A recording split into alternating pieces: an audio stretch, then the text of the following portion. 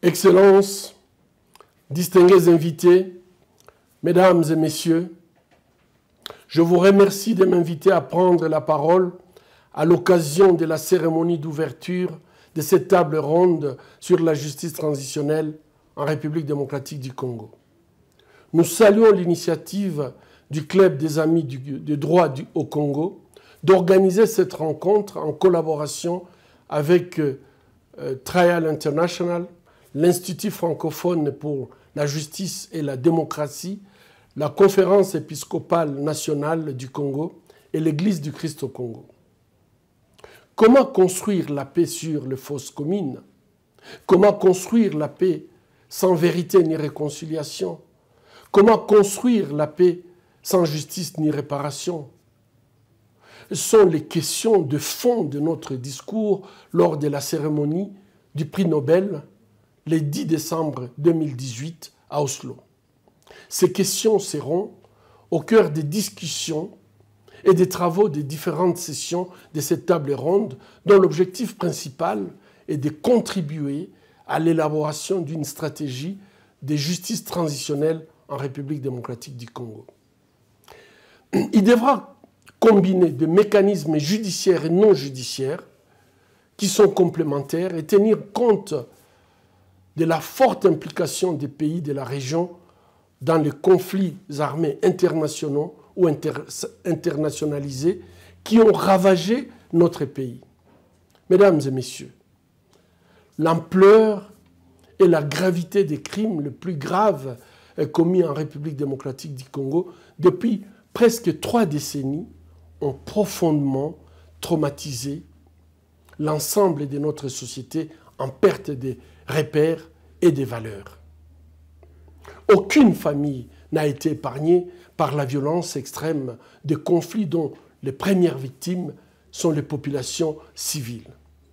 La culture de l'impunité dont jouissent les auteurs présumés des crimes les plus graves, censés choquer la conscience de notre humanité commune, est l'une des causes profondes de l'instabilité et de la perpétuation des atrocités. Pourtant, les différentes tentatives de mettre fin à cette violence ont sacrifié la justice en intégrant les éléments de groupes armés rebelles, congolais et étrangers, dans nos institutions.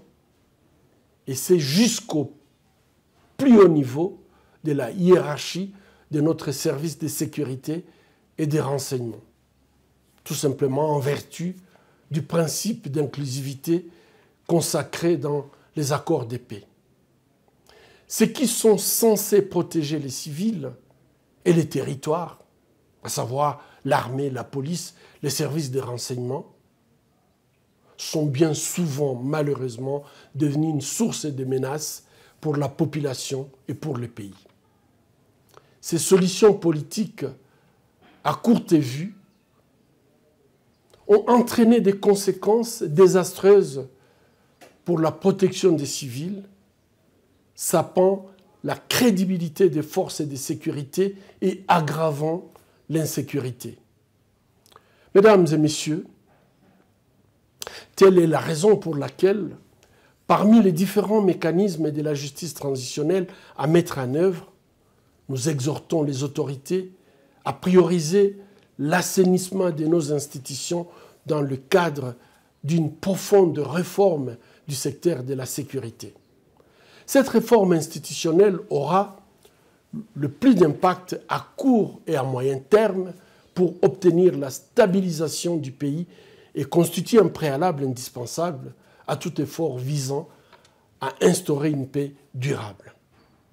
Ainsi, l'urgence invite le gouvernement congolais à assainir sans plus tarder les secteurs de la sécurité, en mettant à l'écart de leur position de pouvoir tous les agents de l'État, et en particulier ceux de l'armée et de la police, des services de renseignement et de l'appareil judiciaire, qui ont été impliqués dans des violations graves des droits de l'homme et du droit international humanitaire, mais aussi dans des activités de corruption à grande échelle. Cet assainissement ou vetting constituera une mesure cruciale de prévention des violations des droits de l'homme. L'une des finalités de la justice transitionnelle et permettra également, à un certain degré, la satisfaction pour les victimes et les survivants. Dans la mesure où les auteurs qui ne seront pas poursuivis en justice seront au moins exclus de leur position de pouvoir, réduisant ainsi leur capacité de nuisance. Il s'agit aussi d'une condition préalable à toute autre initiative de justice transitionnelle crédible. Car la présence dans les institutions des responsables présumés des violations graves des droits de l'homme et des natures à leur permettre d'utiliser le pouvoir pour empêcher ou freiner tout effort de justice. En effet, la culture de l'impunité va de pair avec les climats de peur dans lesquels vivent de nombreuses victimes et témoins des crimes de masse, fréquemment menacés de représailles par leurs bourreaux s'ils réclament la vérité, la justice et des réparations. Ensuite, le droit à la justice est reconnu aux victimes des crimes internationaux et la justice transitionnelle ne peut en aucun cas être une alternative à la responsabilité pénale des auteurs présumés des atrocités. En vue de briser le cycle de violence et de l'impunité, les poursuites judiciaires devront donc figurer au premier plan des mesures de justice transitionnelle à envisager. Le système pénal congolais n'a pas la capacité de rendre justice pour les innombrables victimes des crimes de masse en RDC. Nous saluons le fait que le chef de l'État, le président de la République, a non seulement mis la justice transitionnelle à l'agenda du gouvernement, mais s'est engagé dans son discours à la nation début décembre 2020, à l'issue donc de consultations nationales, à obtenir de la communauté internationale et des Nations Unies en particulier les soutiens à l'initiative visant l'établissement d'un tribunal pénal international et des chambres spécialisées mixtes en République démocratique du Congo. Il s'agit de l'une des principales revendications des milliers de manifestants qui ont marché pacifiquement dans de nombreuses villes de notre pays le 1er octobre dernier, à l'occasion des 10 ans de la publication du rapport mapping du Haut Commissariat des Nations Unies pour les droits de l'homme et pour mettre fin à la culture de l'impunité. Nous exhortons donc le président de la République à soumettre une requête officielle au Conseil de sécurité des Nations Unies pour examiner cette question. Mesdames et messieurs, la stratégie nationale holistique de justice transitionnelle devra également prévoir des mécanismes de réparation pour les victimes et les communautés affectées. En effet, la réparation représente non seulement une mesure de justice, mais également reconnaît les préjudices infligés et fournit soutien financier ou matériel pour reconstruire leur vie dans la dignité.